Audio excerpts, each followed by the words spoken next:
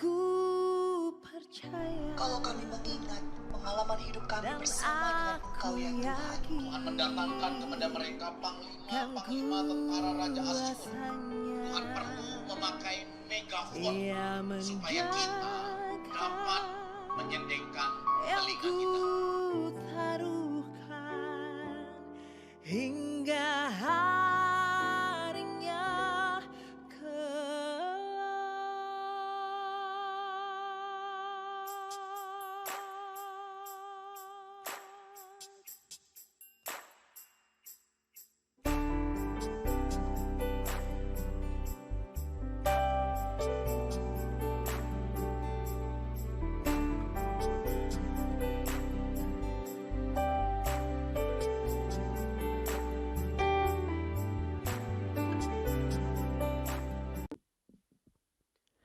Shalom adik-adik sekalian yang dikasihi Tuhan, anggota Tunas Remaja.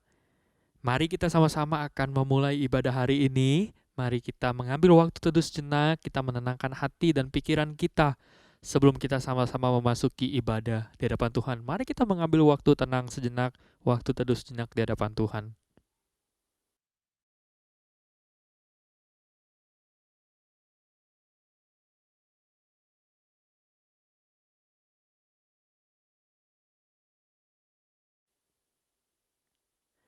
Amin. Teman-teman sekalian, saya undang untuk bangkit berdiri. Ibadah pada hari ini dimulai dengan mengakui bahwa pertolongan kepada kita datangnya dari Allah, pencipta langit dan bumi. Turunlah kiranya atas kita sekalian anugerah dan damai sejahtera dari Allah Bapa, Allah Putra, dan Allah Roh Kudus. Teman-teman dipersilakan untuk duduk kembali. Mari kita datang kepada Tuhan, kita menyadari bahwa anugerah Tuhan sungguh indah dan besar dalam kehidupan kita. Mari kita naikkan pujian anugerah terbesar.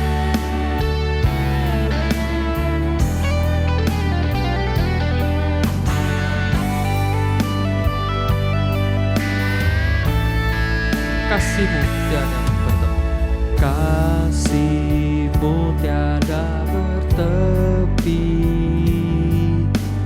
Hati-Mu tak terselami.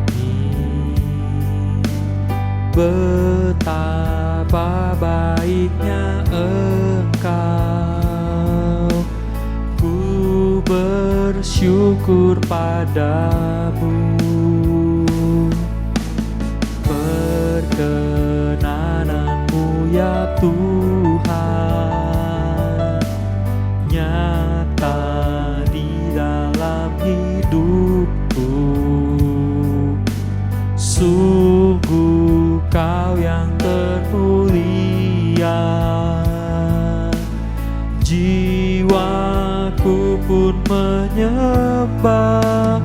Ku angkat hatiku, tinggikan nama-Mu, karena Yesus Kau anugerah terbesar. Ku naikkan syukurku untuk kemurahan-Mu, hanya Yesus Kau anugerah terbesar. Kita naikkan pujian ini dari awal. Kasih-Mu tiada bertepi. Kasih-Mu tiada bertepi. Hati-Mu tak terselami. Betapa baiknya Engkau, ku bersyukur padamu. Perkenanan-Mu ya Tuhan, nyata di dalam hidupku. Sungguh Kau yang termulia, jiwaku pun menyembah. Ku angkat hatiku, tinggikan nama-Mu,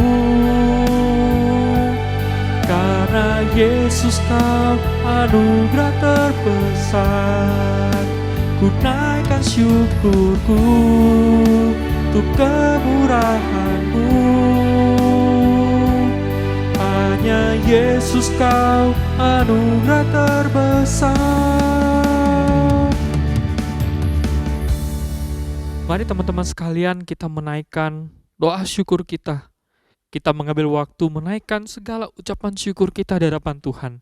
Ketika kita bisa memasuki minggu yang baru, ketika kita masih diberikan kesempatan untuk beribadah kepada Tuhan, kiranya Tuhan menolong kita dan Tuhan memberkati. Mari kita mengambil waktu tenang dan kita berdoa di hadapan Tuhan, mengucap syukur kepada Tuhan. Tuhan, kami mengucap syukur untuk segala sesuatu yang Tuhan berikan kepada kami. Jika Tuhan berikan kepada kami kesehatan dan kekuatan daripada Tuhan, kami tahu itu semua karena kasih karunia dan anugerah daripada Tuhan. Terima kasih Tuhan buat kesempatan di mana kami bisa beribadah kepada Tuhan pada hari ini. Kiranya Tuhan memberkati, menolong kami untuk kami sungguh-sungguh beribadah kepada Tuhan, dan kiranya Tuhan persiapkan hati kami untuk mendengarkan kebenaran firman Tuhan. Kami serahkan semuanya ke dalam tangan-Mu Tuhan, di dalam nama Tuhan Yesus kami berdoa. Amin. Teman-teman sekalian, kita akan sama-sama membacakan ayat firman Tuhan yang terambil dari Matius 4 ayat yang keempat.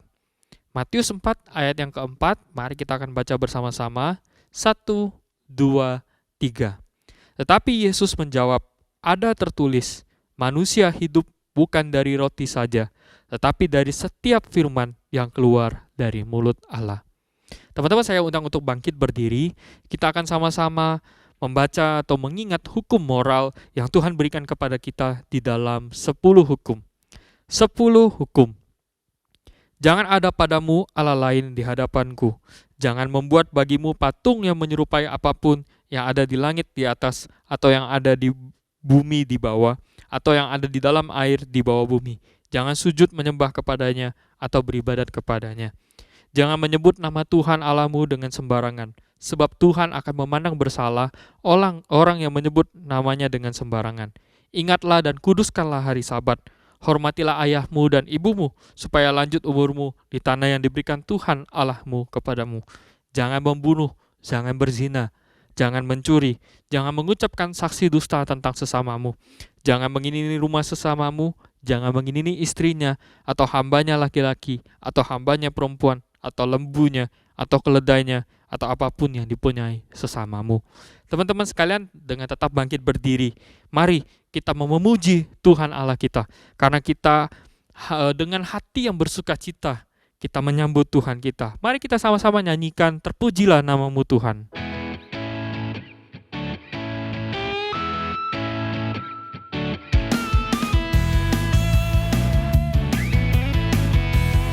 Terpujilah nama-Mu Tuhan.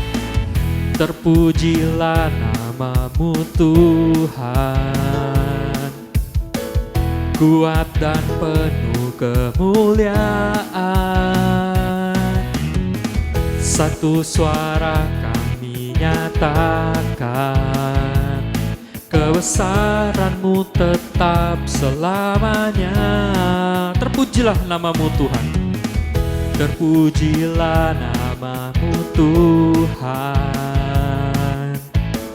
ajaib dan penuh keagungan. Satu hati kami nyatakan, kerajaan-Mu kekal selamanya.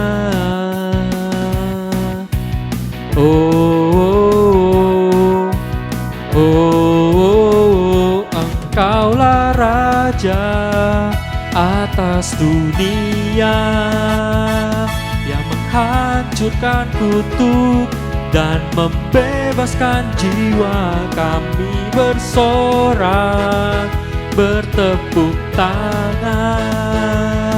Engkau Tuhan berjaya dan memerintah untuk selamanya. Kita naikkan pujian ini, terpujilah nama-Mu Tuhan. Terpujilah nama-Mu Tuhan, kuat dan penuh kemuliaan. Satu suara kami nyatakan, kebesaran-Mu tetap selamanya. Terpujilah nama-Mu Tuhan, terpujilah nama-Mu Tuhan. Ajaib dan penuh keagungan, satu hati kami nyatakan, kerajaan-Mu kekal selamanya.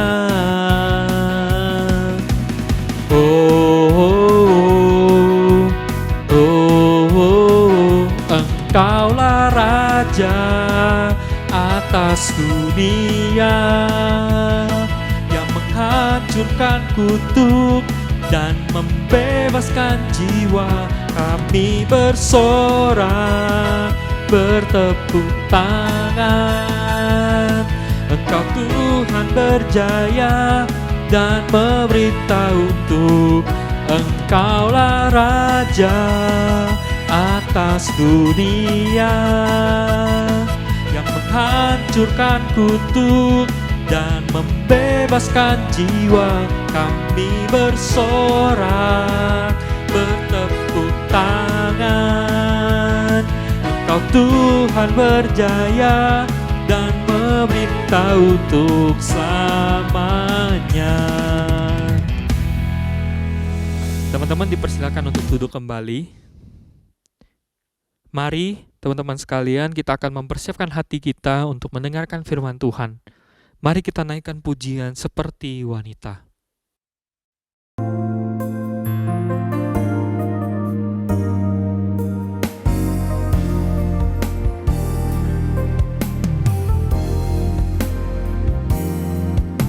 Seperti wanita mengurapimu, menangis di bawah kakimu.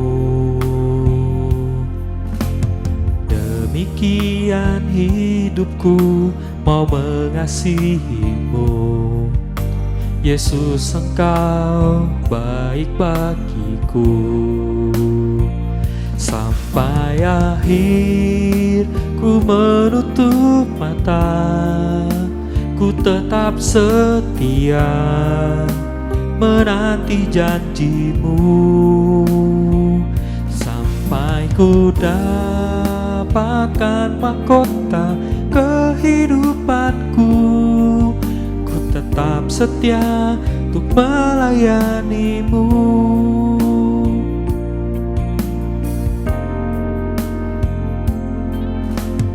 Seperti wanita mengurapimu, menangis di bawah kakimu.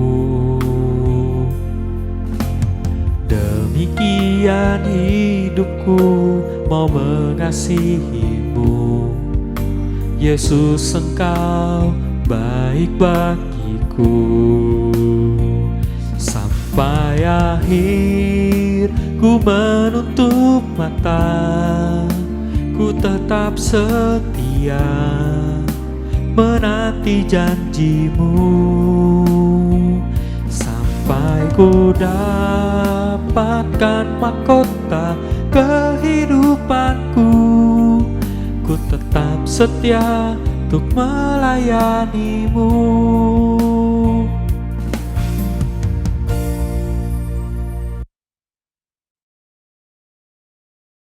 Mari kita satu di dalam doa.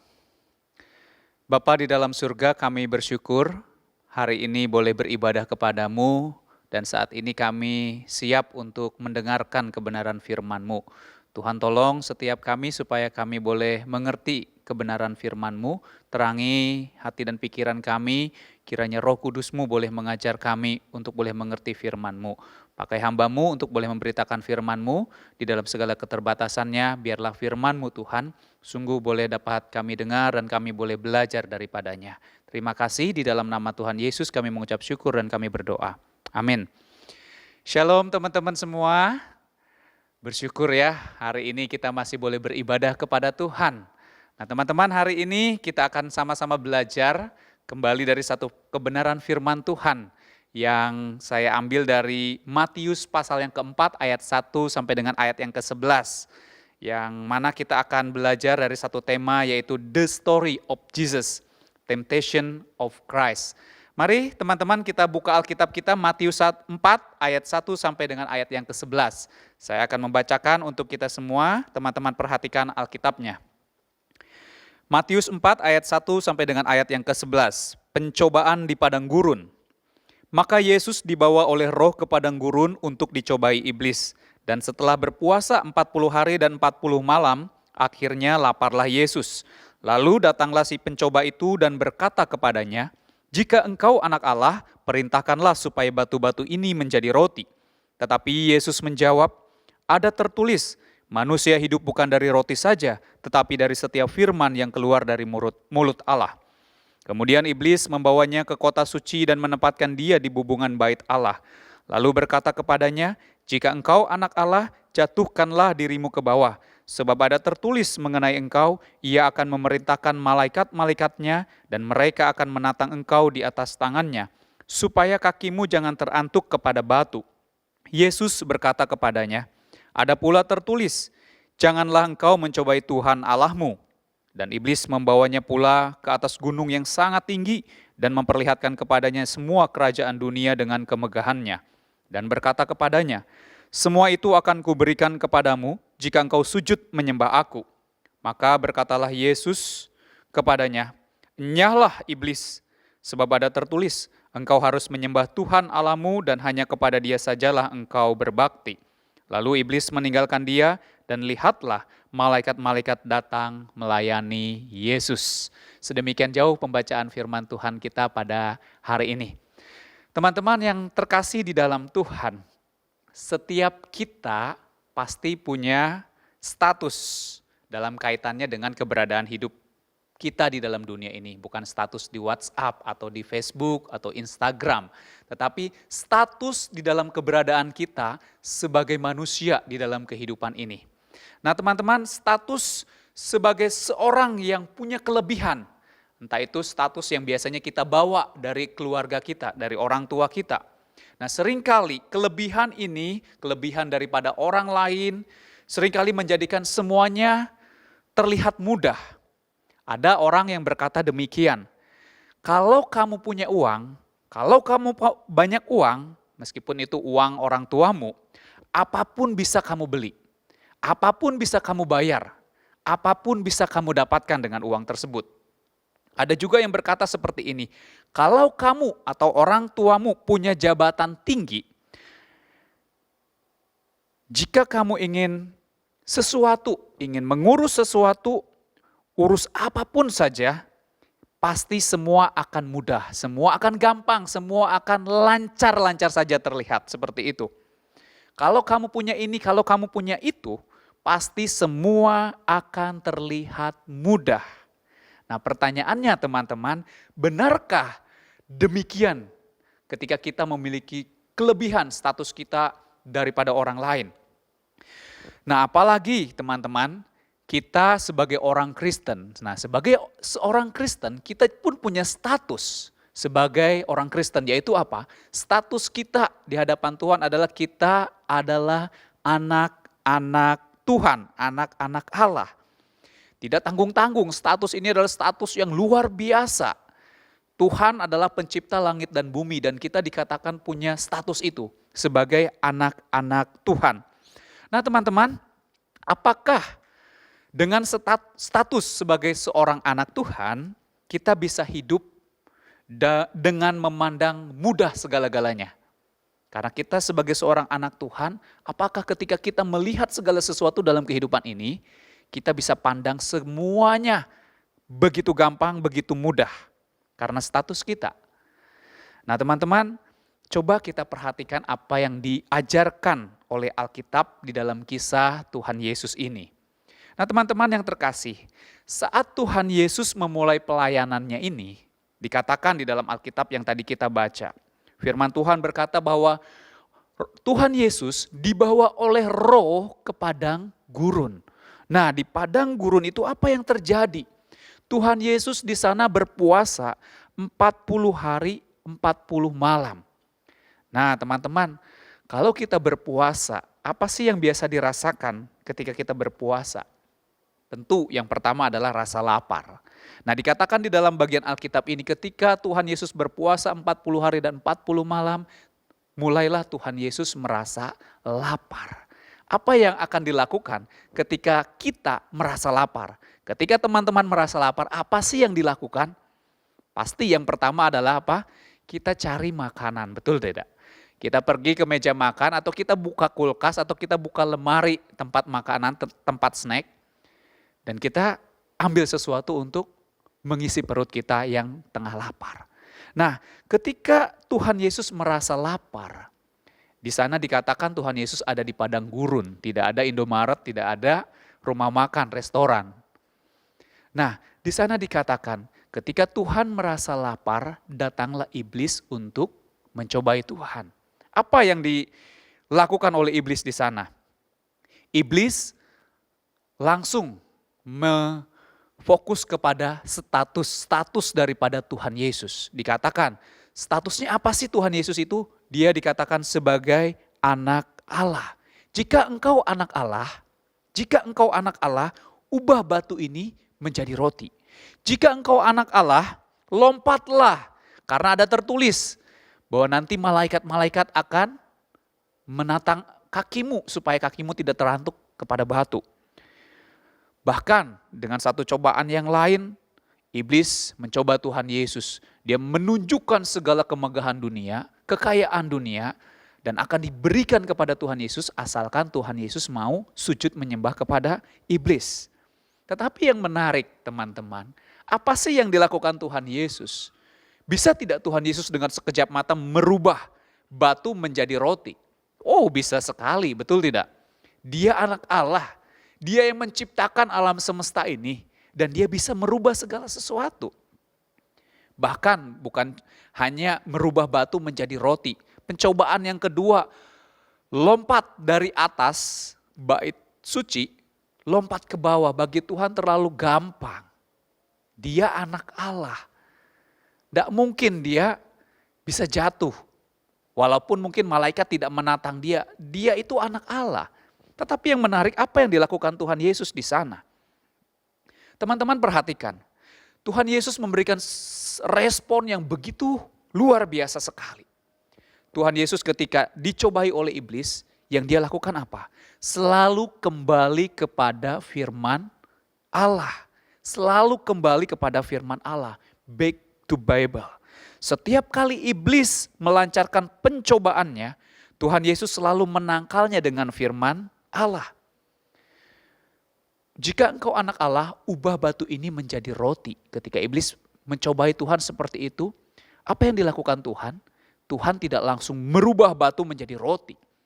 Tetapi Tuhan berkata, ada tertulis. Artinya apa? Ada sebuah firman yang berkata bahwa manusia di sana dikatakan tidak hanya hidup dari roti saja. Manusia itu bukan hanya urusannya makan saja. Bahkan ketika kamu lapar, kamu butuh makanan. Yang pertama-tama yang harusnya kamu cari adalah apa? Bukan makanan itu sendiri.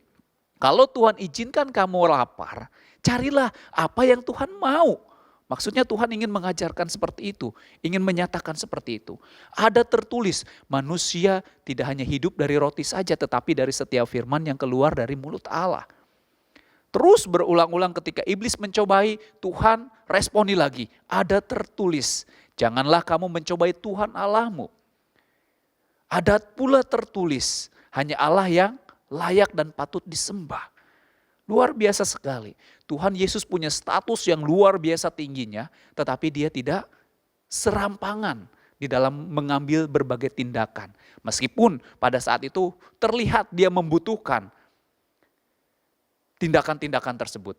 Tapi Tuhan memilih kembali kepada firman Tuhan. Kemudian respon yang berikutnya yang ditunjukkan oleh Tuhan Yesus di sana adalah apa? Tuhan Yesus selalu menjadikan Allah itu lebih utama dalam segala hal. Menarik sekali. Dia anak Allah dan dia punya concern, punya fokus apa? Dia selalu menjadikan Allah lebih utama dalam segala hal. Nah teman-teman, status yang dimiliki oleh Tuhan Yesus itu justru membuat dia begitu menghormati Bapa, yaitu dengan tidak melakukan apapun di luar yang dikehendakinya. Tuhan Yesus tidak melakukan apapun yang bisa merendahkan, apalagi mempermalukan, menghina, memalukan Bapa. Itu yang dilakukan oleh Tuhan Yesus ketika ia ada di dalam pergumulan, ada dalam persoalan. Ia memiliki status yang luar biasa. Tuhan Yesus meresponi dengan demikian. Dia kembali kepada firman Tuhan dan dia selalu menjunjung tinggi kehormatan Allah Bapa. Nah teman-teman, saya teringat ketika merenungkan bagian ini. Seseorang yang punya status ketika saya masih SMP. Nah saya punya seorang teman, orang tuanya ini punya jabatan yang lumayan tinggi pada waktu itu di sana, di kampung saya. Teman saya ini terlihat sombong sekali. Karena apa? Bukan karena dia yang punya jabatan, tetapi karena orang tuanya. Jadi dia punya status sebagai seorang anak yang punya jabatan tinggi. Wah, dia terlihat sombong, terlihat arogan.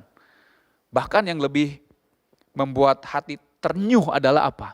Dia dengan gampangnya, dengan arogannya bisa memaksa orang lain untuk memberikan apa saja yang dia mau. Dengan membawa nama dan jabatan orang tuanya. Wah, saya teringat sampai hari ini teman saya ini. Orang tuanya punya status yang tinggi.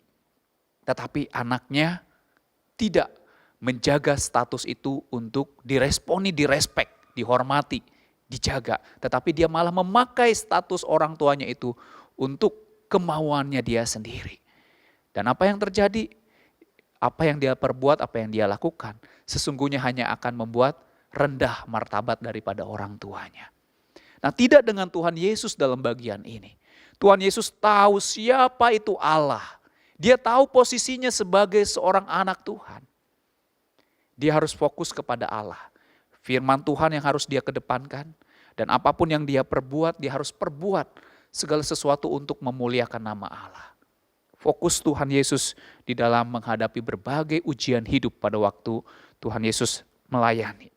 Nah, lalu apa teman-teman yang bisa kita pelajari dari kisah Tuhan Yesus ini?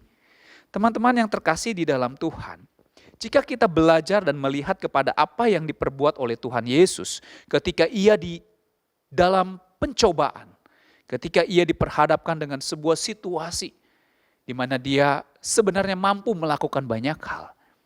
Tetapi Tuhan menunjukkan satu keteladanan yang luar biasa kepada kita. Apa yang bisa kita teladani dari respon Tuhan Yesus di dalam dia menghadapi pencobaan-pencobaan dunia itu? Yang pertama, teman-teman, yang bisa kita pelajari adalah mari menjadikan firman Allah sebagai dasar dari semua tindakan kita. Sudah belum teman-teman hari ini menjadikan firman Allah sebagai dasar dari semua tindakan kita?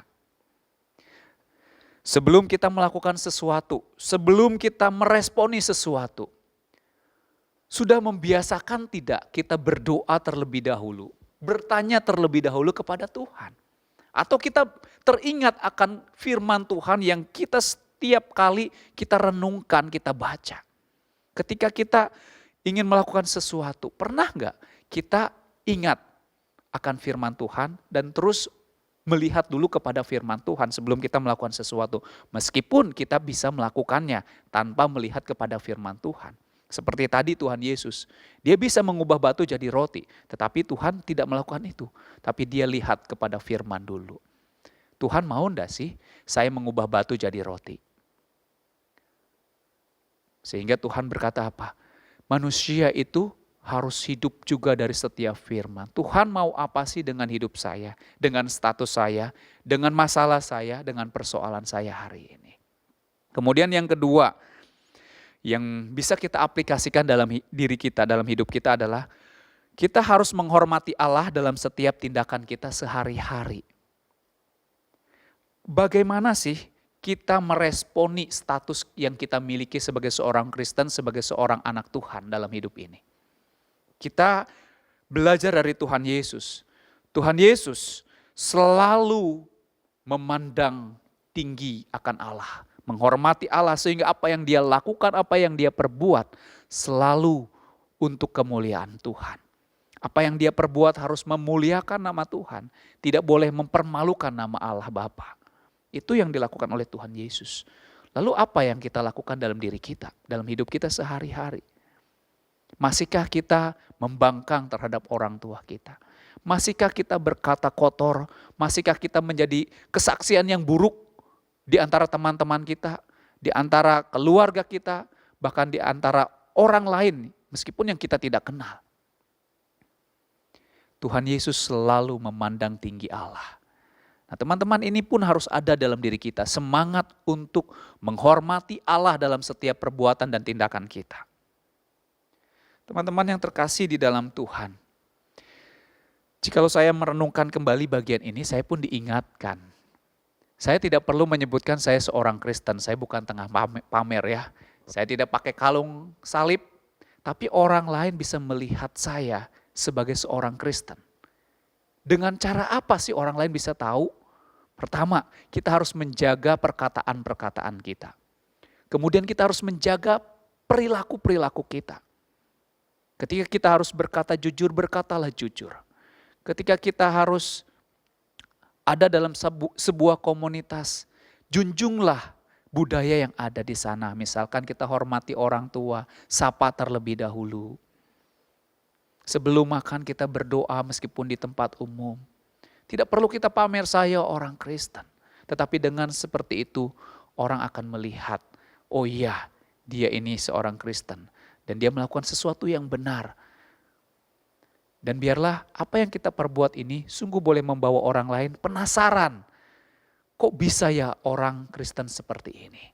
Sehingga mereka boleh mencari siapa itu Tuhan, dan mereka boleh mengenal Tuhan karena kehidupan kita, karena kesaksian hidup kita.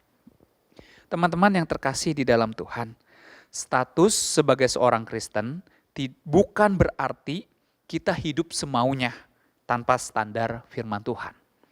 Status sebagai seorang Kristen harus membuat Allah dipermuliakan dalam seluruh kehidupan kita. Itu yang harus kita kejar dalam kehidupan ini dari hari ke hari. Biarlah firman ini boleh mengingatkan kita, mendorong kita dan membawa kita terus untuk belajar menjadi seorang anak Tuhan yang setia melakukan firman Tuhan dan yang terus dalam hidup ini belajar memuliakan Allah Bapa Tuhan kita Yesus Kristus. Tuhan Yesus memberkati setiap kita, Tuhan Yesus menolong setiap kita, bahwa setiap kita yang mau belajar bertumbuh, Tuhan pasti tolong, Tuhan pasti bawa kita ke dalam pengalaman rohani yang luar biasa. Tuhan memberkati. Amin. Mari kita berdoa kepada Tuhan.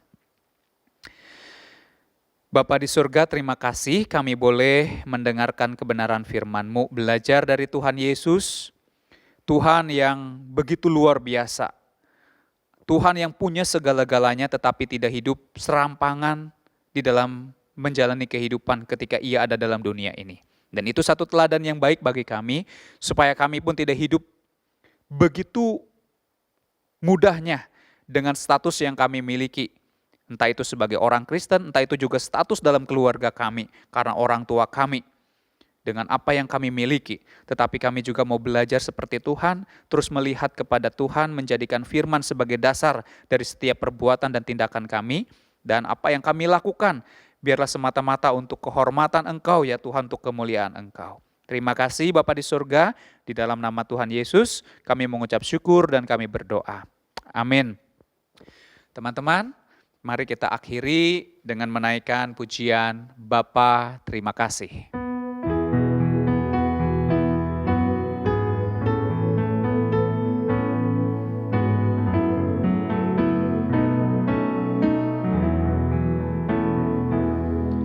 Bapa terima kasih, Bapa terima kasih, Bapa di dalam surga, puji terima kasih.